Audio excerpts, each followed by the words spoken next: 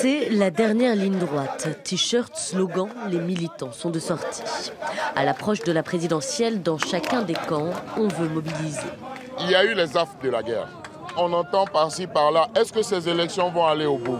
Les gens ont peur, ils sont terrés chez eux. Mais je pense qu'il faut qu'ils sortent. Parce qu'on n'a qu'un seul pays, c'est la Côte d'Ivoire.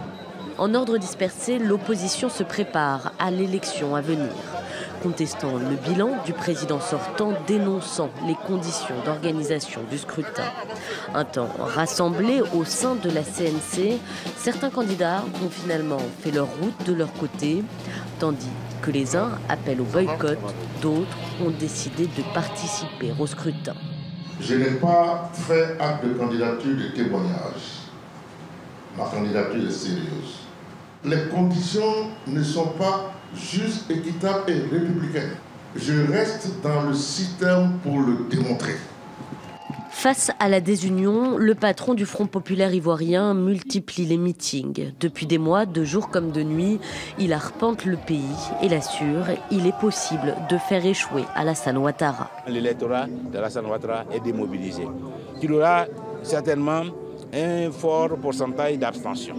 Et donc Ouattara n'a aucune chance de gagner l'élection à venir, à plus forte raison de la gagner au premier tour. En 2010, plus de 80% des inscrits étaient allés aux urnes. Cette année, le taux de participation pourrait être bien plus faible. La mobilisation des Ivoiriens sera un des enjeux majeurs de la présidentielle de dimanche.